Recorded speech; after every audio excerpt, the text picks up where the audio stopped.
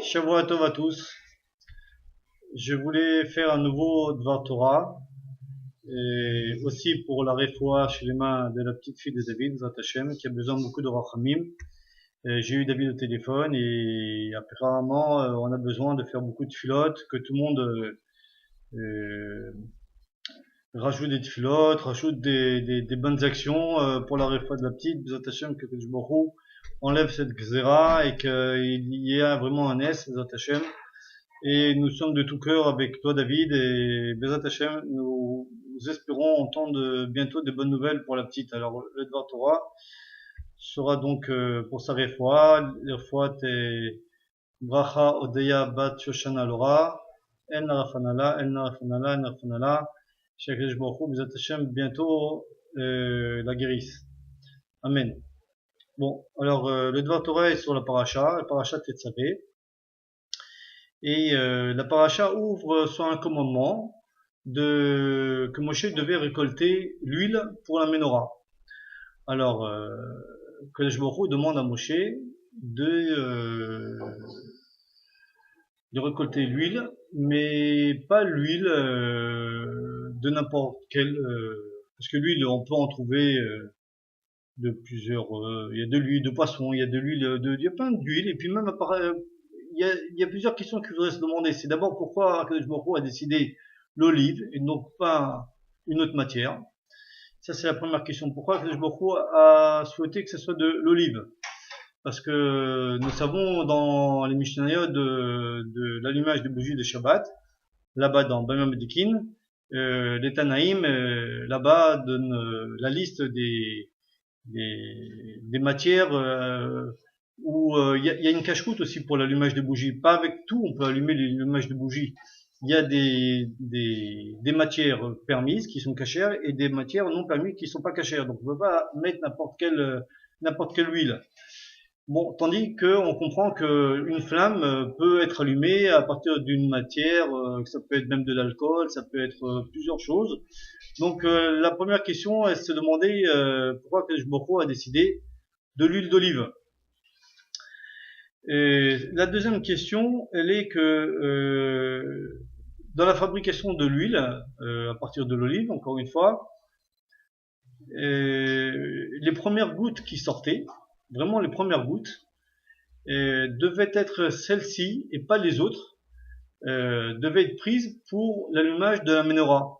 Et pas les autres, elles n'étaient pas cachées. On ne pouvait pas allumer les bougies avec les gouttes qui sortaient, donc après les premières.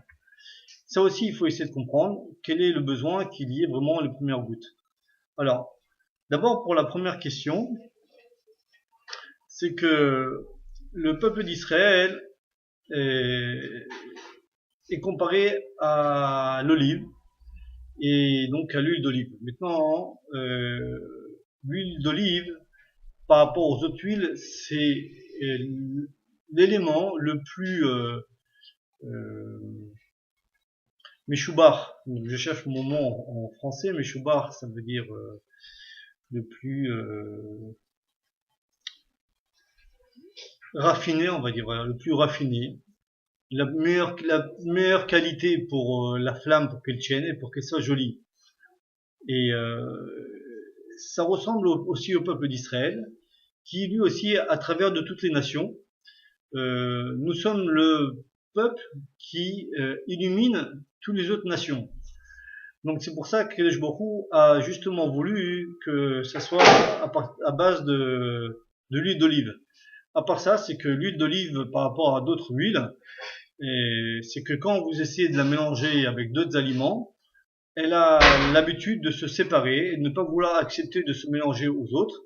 Et ce qui est donc aussi demandé au peuple juif de se préserver de tout ce que les nations, toute leur touma et toute leur impureté qu'ils ont. Et donc l'homme Israël doit garder toujours sa pureté et savoir être différent des autres et ne pas se mélanger aux autres nations. Cependant, il faut revenir sur les gouttes d'huile. Pourquoi les gouttes d'huile, les premières, étaient spécialement demandées à mettre dans la menorah et non pas les autres huiles, les autres gouttes, pardon. Donc, et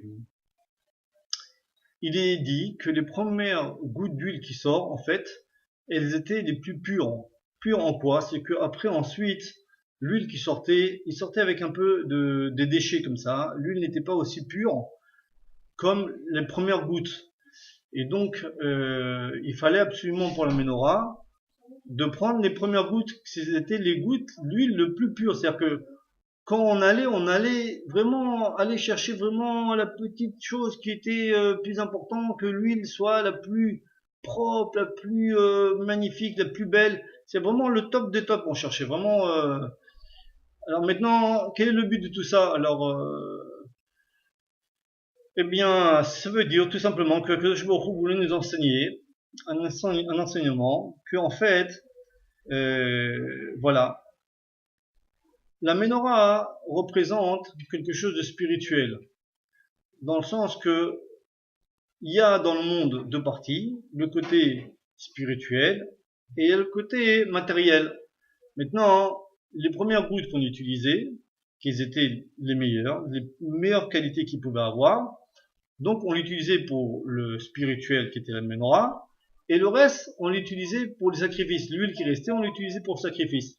En fait, ce qu'on voulait apprendre de là, c'est que le spirituel, c'est quelque chose qui est dans la pensée. Si on nous regarde dans notre corps à nous, il y a deux parties. Donc, il y a le côté spirituel et il y a le côté matériel.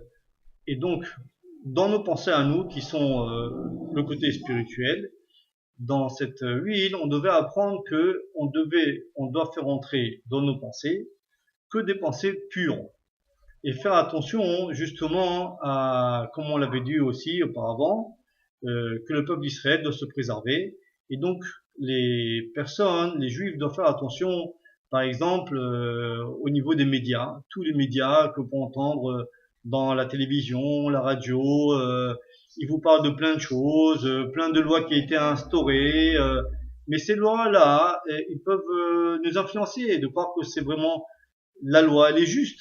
Mais nous savons que toutes ces lois-là, ce sont des êtres humains qui les ont instituées, qui y ont pensé, et qu'il y a parfois des erreurs, qu'on l'a vu très souvent, qu'il y a des jugements qui n'ont pas été faits comme il fallait, et voilà, donc c'est pas une loi vraiment juste. Et malheureusement, en entendant la radio, en entendant les informations, en entendant plein d'informations, des fois, hein, on pense que bon, on donne notre avis, on pense que c'est comme ça, mais c'est comme ça. Mais si on essaie d'écouter la Torah, elle vient d'Akadosh Baruch Hu, elle a été donnée au mont Sinaï. C'est pas un être humain qui l'a écrit, et donc c'est ce qui est le plus pur. Et donc il faut que fasse attention chaque juif, ce qu'il va faire entrer dans sa tête, l'enseignement qu'il va essayer d'apprendre, parce que à travers les médias, il y a aussi des enseignements qui vous apprennent plein de choses. Donc, faut faire très attention et savoir donc quoi faire entrer dans sa tête. Donc, c'est ça que voulait nous apprendre un peu de Baruch, que les pensées, il faut les garder pures et il faut savoir quoi faire entrer dans la tête et quoi ne pas faire entrer dans la tête. Ça, c'est au niveau de l'huile, pourquoi les premières gouttes étaient si importantes, pour nous faire comprendre que tout ce qui était spirituel, il fallait chercher au mieux. Maintenant, le reste, comme c'est du matériel, donc on pouvait faire entrer l'huile qui était de moins bonne qualité pour les sacrifices.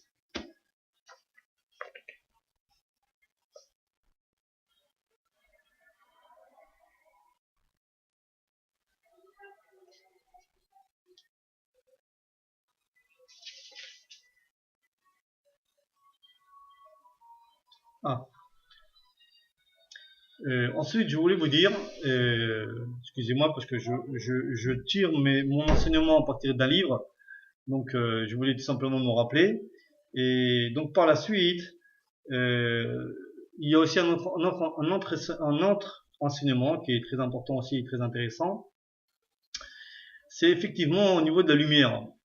La question, elle est que la menorah, dans le Beth Amikdash, il y avait différents emplacements, et comme on le sait tous, il y avait le Kodesh HaKodashim, où là-bas c'était la chambre privée d'Akadosh Baruch Hu, et Akadosh Baruch Hu a demandé que l'emplacement de la menorah ne soit pas fixé dans la chambre privée d'Akadosh Baruch Hu, et là dans le Kodesh, là où il y avait le Shulchan et le Mizbeach, Et c'était là où les Kohanim faisaient donc la Avoda pour Akadosh Baruch Hu.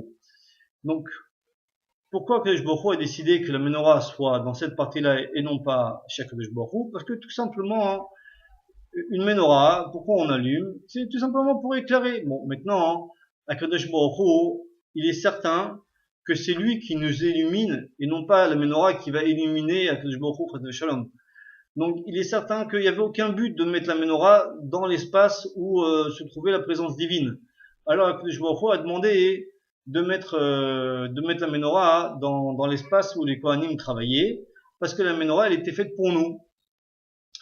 Maintenant, le parabole, pour comprendre ça un peu de manière plus concrète, il dit comme ça, c'est que un exemple, c'est comme deux personnes qui retournent de la synagogue, et une personne qui est aveugle, et l'autre qui n'est donc pas aveugle, et celui qui est aveugle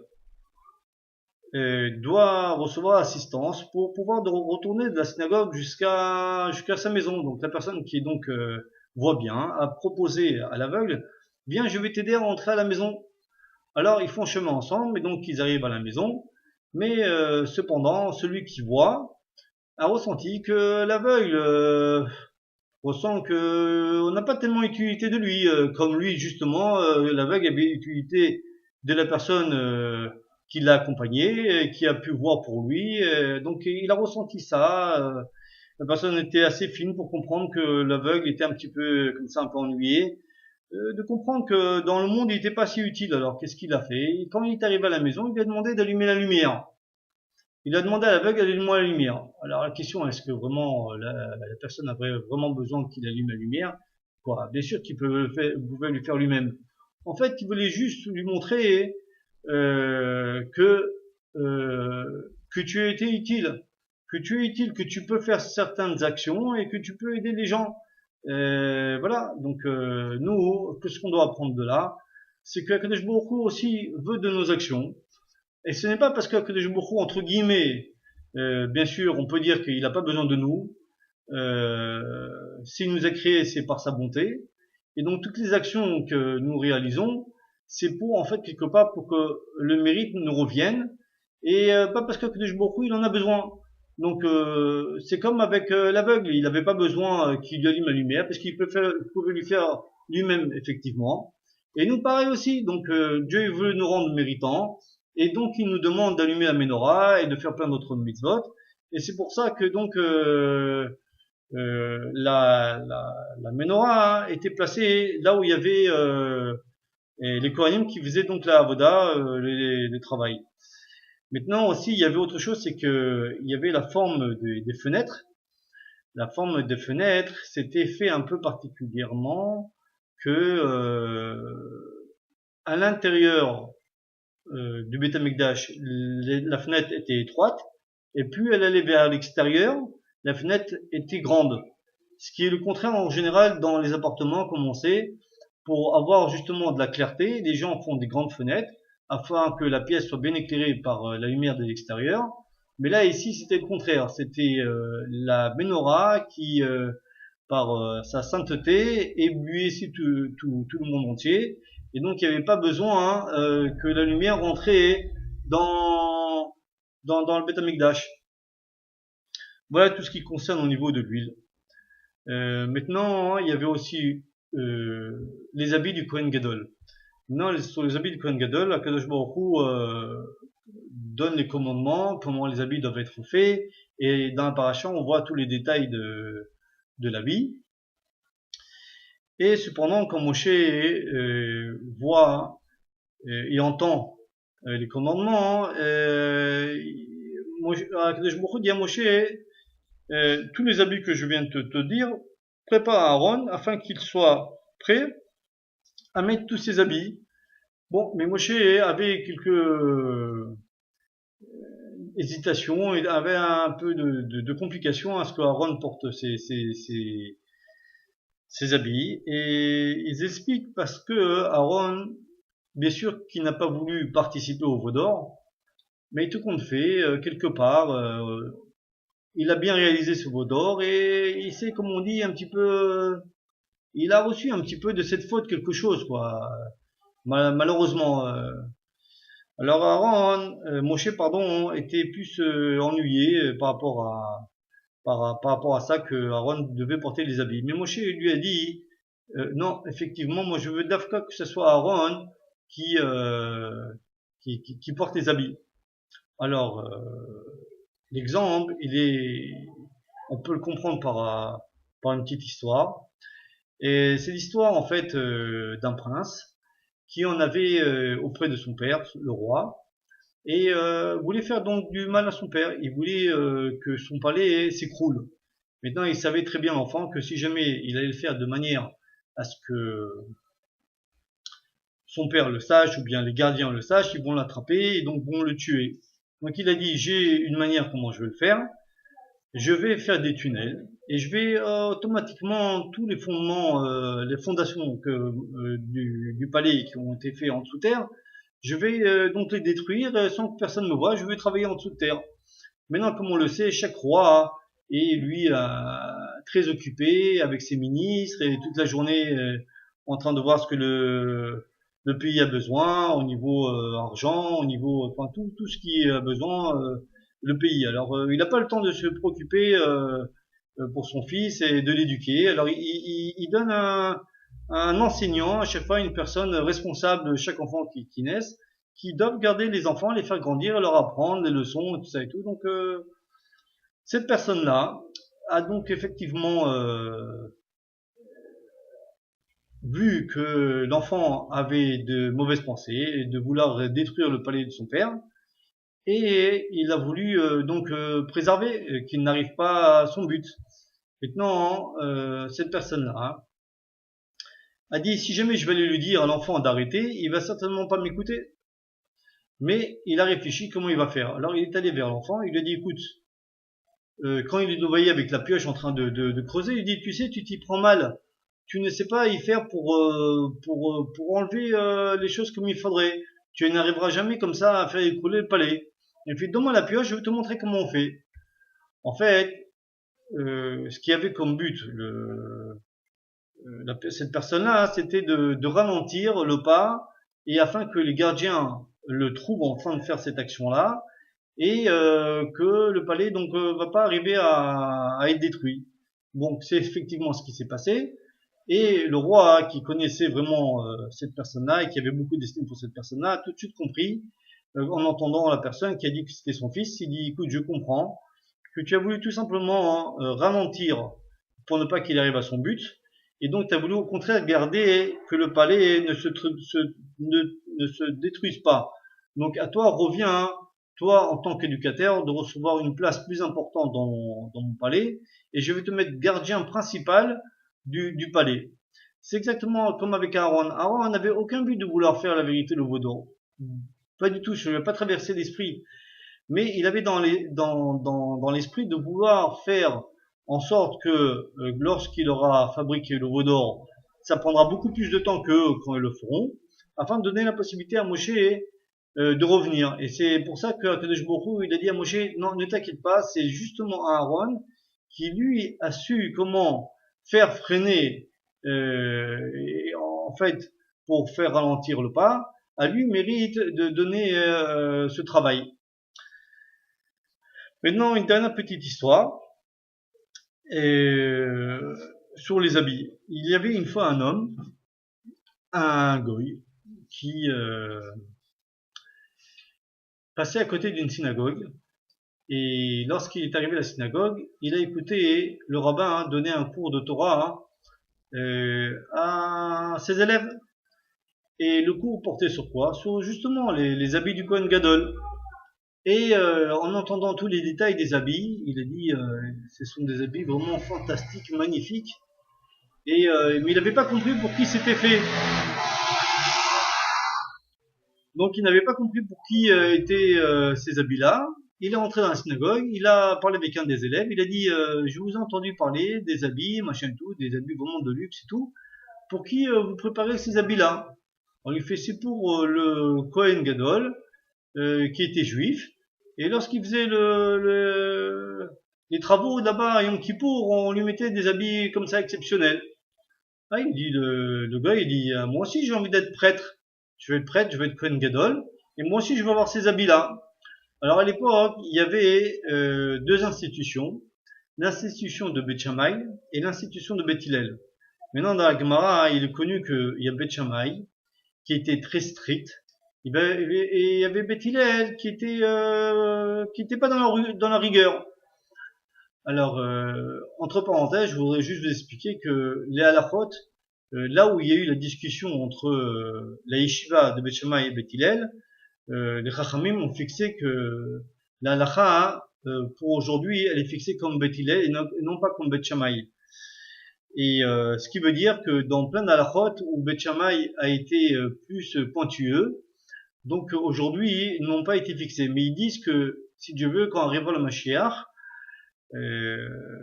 tous les halachot se changeront et on ira d'après la voie de Beth Shammai qui est plus rigoureuse.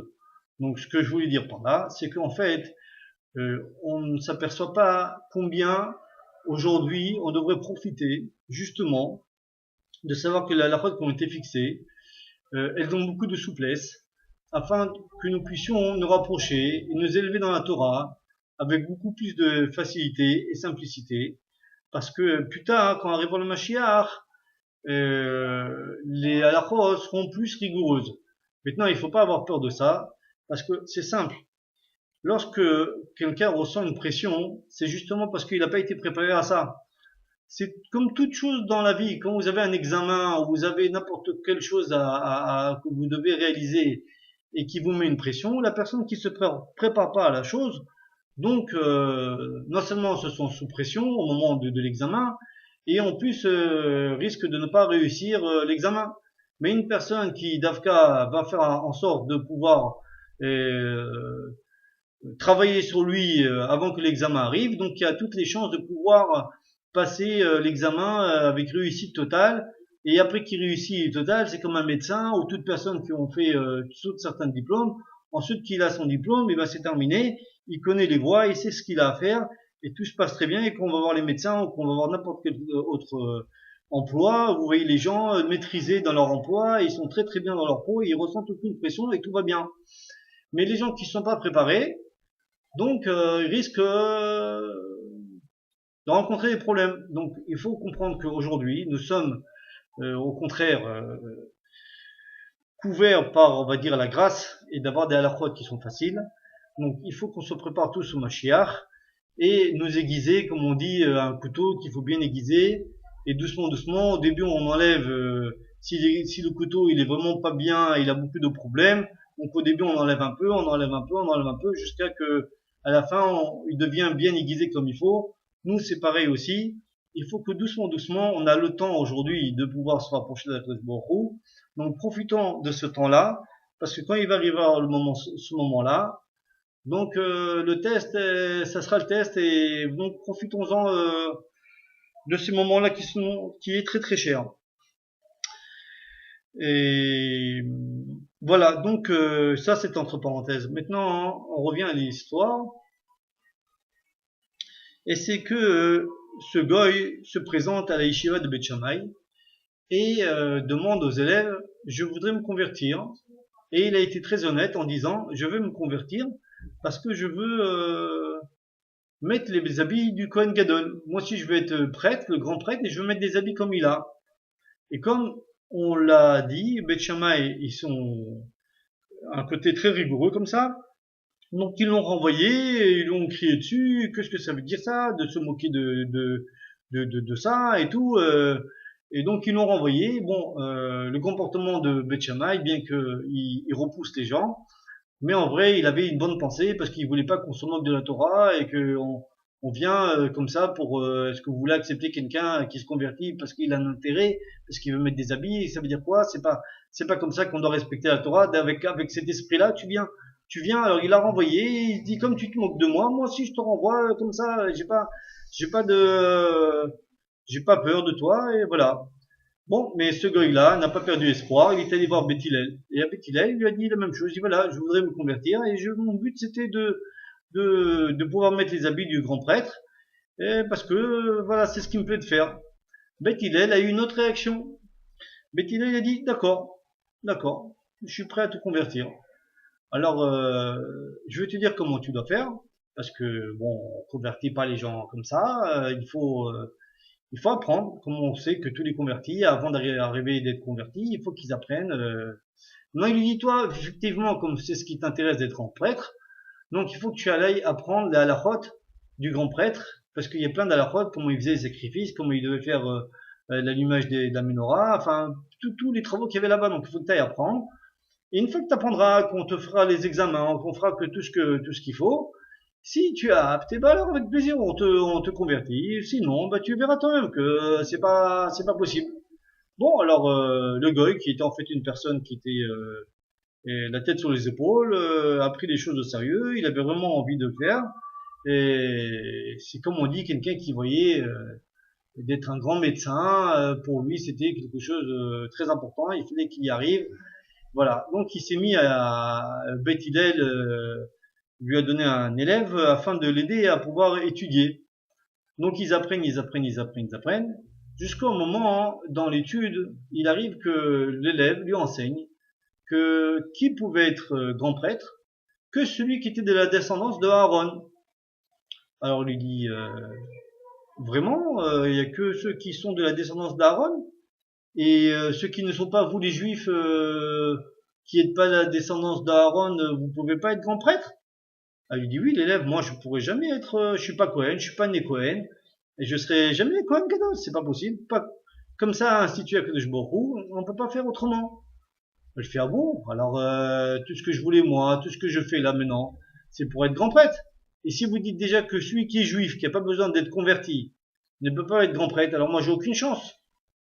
Ah, alors le goy il s'est dit bon bah tant pis, donc je comprends que si vous pouvez pas, plus forte raison que moi aussi je pourrais pas être grand prêtre.